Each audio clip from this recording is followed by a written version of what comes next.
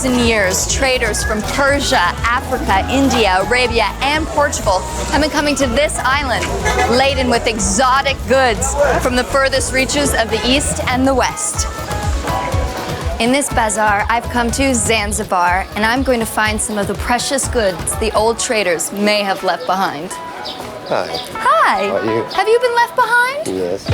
Zanzibar, located just off the coast of Tanzania, was officially occupied by Omani Arabs who drove out the Portuguese at the end of the 15th century. They loved it here, thanks to a profitable little spice called the clove, which made a lot of sultans very rich 200 years later. As a trading post linking Asia and even America to Europe, Zanzibar became known as the Spice Island, and to many, it was called the metropolis of Africa. The island is ripe with objects of desire, a reminder of a time when Zanzibar was the envy of Africa. Today's Zanzibar's setting as a tropical paradise has attracted the insatiable tourists from afar, like more. And we're all on the lookout for Zanzibar's ancient treasures. I'm in Stone Town, which is the capital of Zanzibar. It's a labyrinth of tiny little streets full of curio shops and antiques. There are all manner of arts, crafts, and your conventional tourist hat, as well as some fetching native souvenirs. But don't feel rushed. Don't get pushed into buying something. Take your time so you can find the perfect piece that's just for you. These paintings were done in the style of Tinga Tinga. You can find them all over Stone Town. They were originally painted by the artist Edward Said Tinga Tinga. And now a lot of artists around Stone Town still do that today. Did you paint this? Yes. And is this a Tinga Tinga painting? Yeah, it's a Tinga Tinga painting style. Were you trained in a school to paint in the Tinga Tinga way? Yeah, I'm from Tanzania myself. And the original born is the tribe of Edward Tinga Tinga.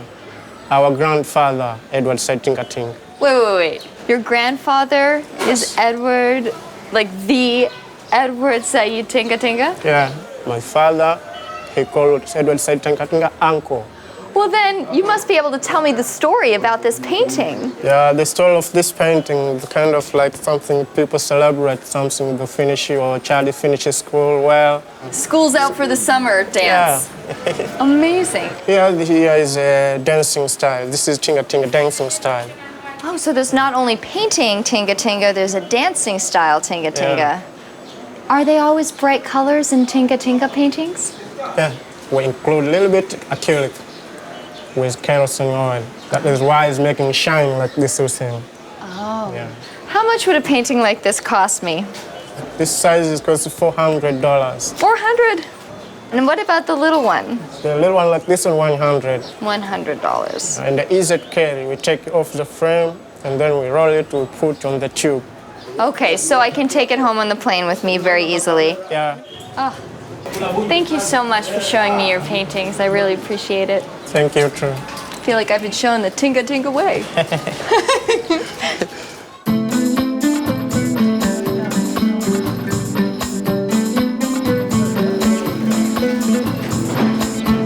Leaving arts, let's go find some crafts.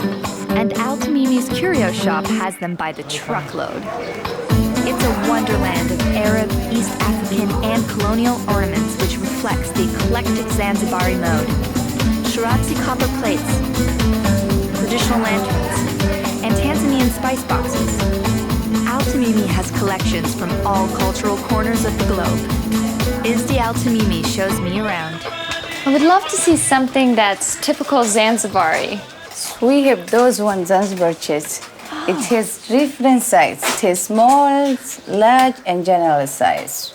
What were they used for? We was using like bank to keep the things, your jewels, whatever. Oh. It has 3 drawers. This is the first drawer. Oh. Second drawer. Can you hold this for me? Of course. And the 3rd drawer. So one of those, it is a secret drawer. This is the secret of Zanzibar chest. I love that. What was the secret drawer used for? Your gold, your jewels, your money, whatever. So it really is your treasure chest. Yeah, this is you can keep your expensive things inside. So it's kind of interesting that now we're using them for coffee tables, but back in the day, this was your bank. Anyone that gets married, this is the part of the gift. So it would be part of your dowry, or where you would keep your dowry. How old is this chest? Some was old and some was new, but this one is a new one. Okay. So you can see this is a brass one, this is a carving one and brass. So this is we calling Shirazi and this one we call it Sulti. Sulti means the design like this one and the carving on it. So it is black one is teakwood, red one is mahogany. And how much do these kind of go for? It starts from $10 to $1,200. Oh, wow. Thank you so much. You're welcome. I like your hat. I'm staying in one of the most exclusive and luxurious hotels in Zanzibar. Welcome, madam. Thank you. It's like an Arabian palace. Oh, with all the 21st century comforts. Beach cocktail? Yeah. The Baraza is an exclusive East Coast resort, and it doesn't take an expert to see that it's an architectural tribute to the Sultan's grand palaces, many of which were erected when the island was the royal capital of the Omani Arabs in the 17th century. Right, welcome to your villa. Well, thank you. Welcome to my villa. This is definitely a honeymoon couple refuge.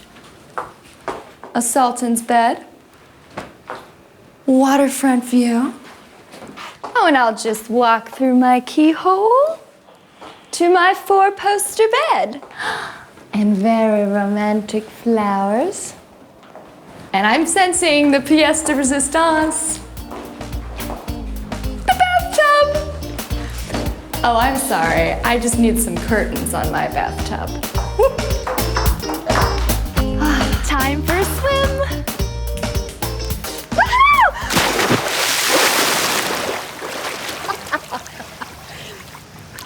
Refreshing.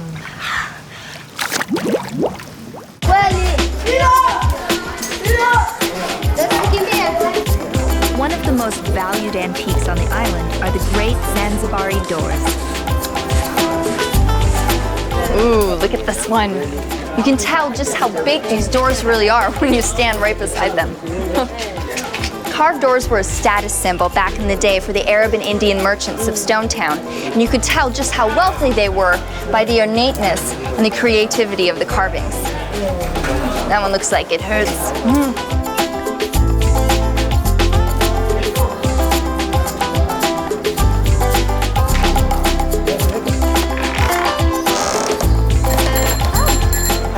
How are you? Good. Great. I meet the local historian Said Suleiman Mohammed for some proper education. Hi. Hi, how are you? Very well, Welcome thank to you. Stone Town. Welcome to the World Heritage, the doors of Zanzibar. Doors of Zanzibar. This is Zanzibar door. Here you are, a pineapple, a warmly welcome sign everywhere in the world. While top of pineapple is little spike. So welcome, but be careful. Not only an entry and exit point, it was like a family business card. Then you have lotus, mean the wealthy, power, and prosperity. After the lotus, this is curly bracket. There's a triangle, square, adjacent angle, and a straight line. Geometricians call it sacred flower of geometry. This looks like chains here. Is that what it is? Yeah, that's the chain. Means the owner of the house, they were slave trader. The middle post here has the scale of the fish down here. Fish means plenty, regeneration. Need a wife that can produce lots of children. More kids you have is your personal subsistent allowance on your old age. How can you tell the difference between an Indian merchant door and an Arab merchant door? You can just tell from the carving. If those which are square like this is pure Arab merchant door. And those with semicircle on top, like what I can show you down here, that's the Arab Indian style door. I think I'm gonna like that one. One of the famous door, the Arab Indian style door. There's no chain because these were diplomats. Okay. And how can you tell they were diplomats? The sign of the lion, the vulture, and the snake. That indicate royal family. 40, 80 years ago, royal family people used to live inside here. Wow. If the animals signify royalty, what Yeah. do these spikes signify? Those is a style from India.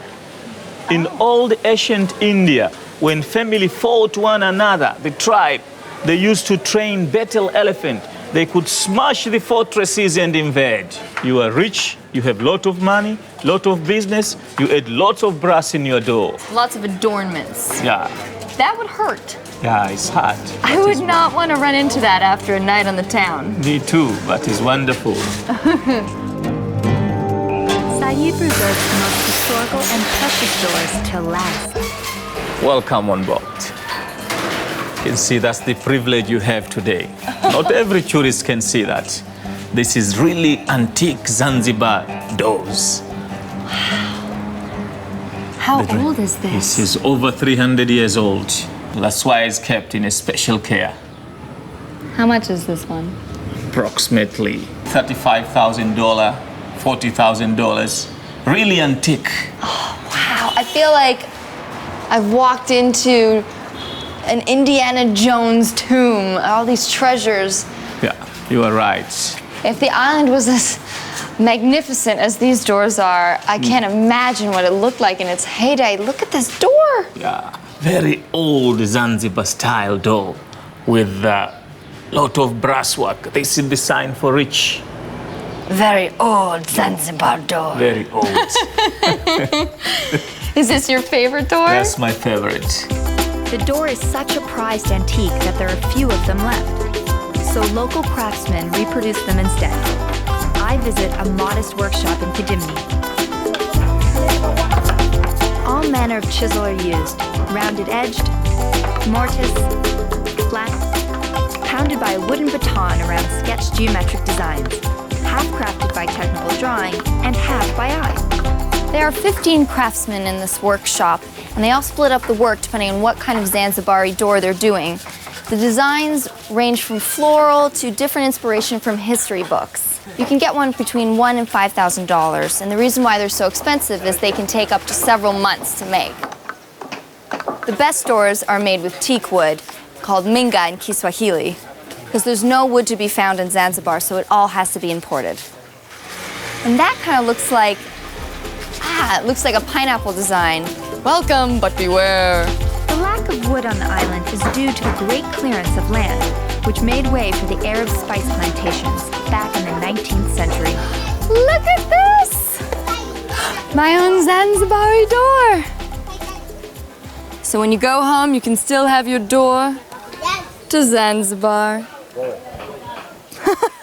Word for the wise, if you really want a door but you can't afford an antique one, just come and get it custom made.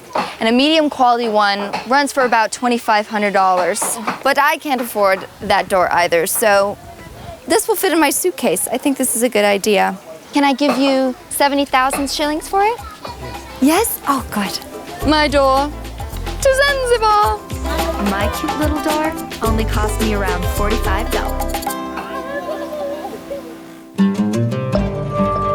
For the Zanzibari, the Indian Ocean was the key route of the ancient spice trail that fed Arabia and Europe from the Spice Islands in Indonesia. Cloves, nutmeg, cinnamon, cardamom, ginger, turmeric, and all kinds of pepper. And the dhow was the purpose-built vessel that carried them here. Handmade dhows are still highly sought after, and they're built in the fishing village of Nungli, north of the island. The dhow boat is a traditional Arab boat, and it's identifiable by its triangular shaped sail. Obviously, this one's under construction, so it doesn't have one right now. The design of the boat was adapted throughout the centuries depending on who was ruling the island at the time. And the aft section of the boat was thought to be owed to the Portuguese galleons of the 1500s. It takes 3 months to build a dhow, and that's probably because the local carpenters employ ancient tools, like the bow drill. Talk about eco-friendly. Once used to make fires, and here used to bore holes. Your average handcrafted dhow will fetch for a little over $3,000. Traditions hold strong in Zanzibar, as do fashions, and the kanga is as traditionally fashionable as you can get. I'm at the Darajani market and I'm on the hunt for some colorful kanga cloth. Kangas are what the Muslim ladies here wear. Colorful saris of rectangular shape that come in a medley of patterns and sizes. Not to mention, styles. A little cottage industry has grown up in Zanzibar, and kanga-making co-ops like Upendo in Stonetown are doing great business selling children's and women's wear, designed to brighten up the dreariest of days.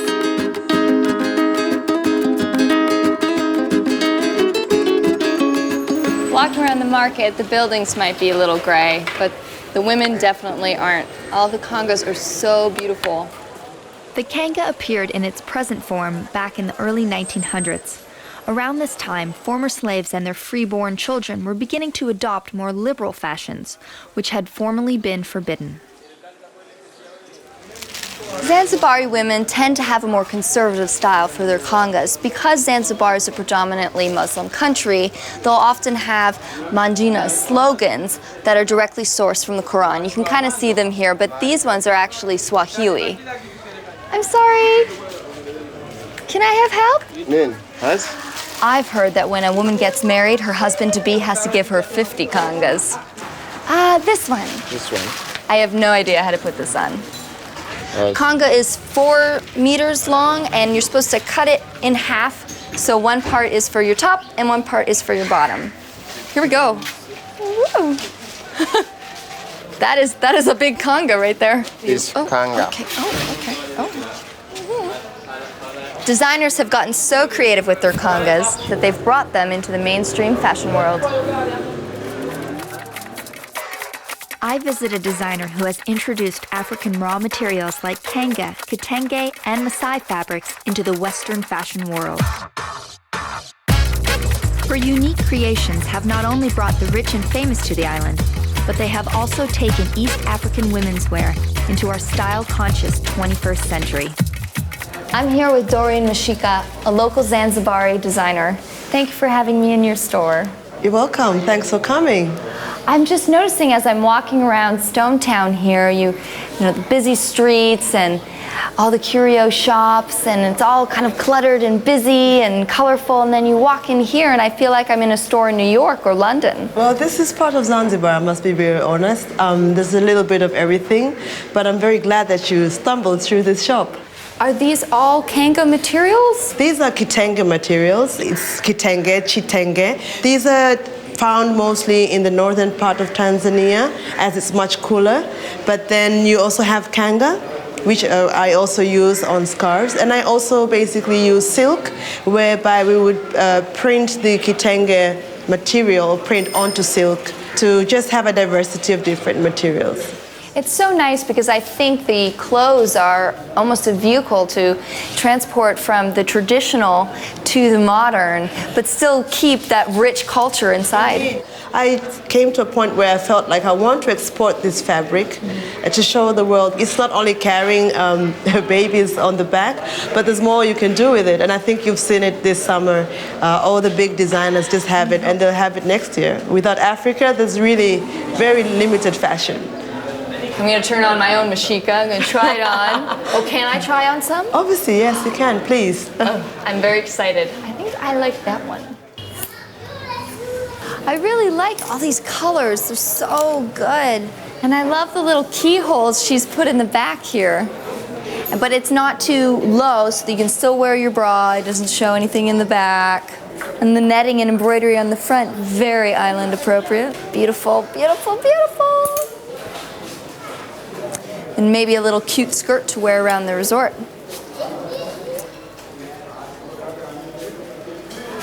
This one, blue, or this one? What do you think? I guess you can only tell by one thing, trying it on.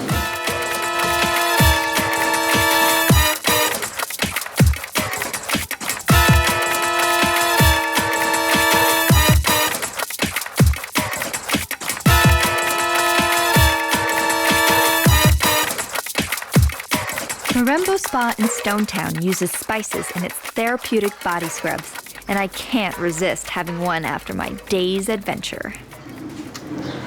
So excited!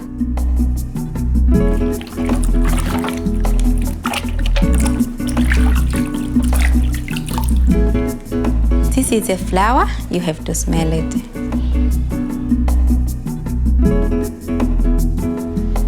I'm having a single done, which is a body scrub that involves rose petals, ylang ylang, sweet basil, and what was the last one? Kilua. Kilua. She says it so much better than I. Singo is a natural scrub called for when a Zanzibari girl gets married. So right now she's mashing the cloves for my scrub, my single. Very excited. Aisha, my masseuse, now scoops some ground sandalwood into the bowl of crushed cloves, then mixes this combo with the rose petals, sweet basil, dried jasmine, kalua, and ylang ylang flowers. She adds water, mixes it all up, and our scrub is ready. Clove seems to be the spice of the island. You don't have to use it just for cooking. Aisha's using it in my little massage oil today. So does this help to purify my skin? The skin will be smooth and you smell so good for whole day. Which helps with the heat in Zanzibar. You are welcome.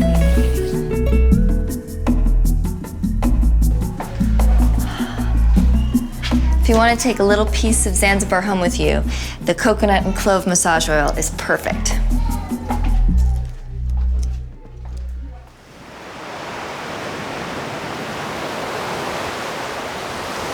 What more could a girl ask for? Ocean view, beautiful comfy bed, and white, white sand of Zanzibar.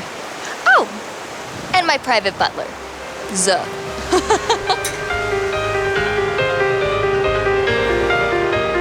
Cheers.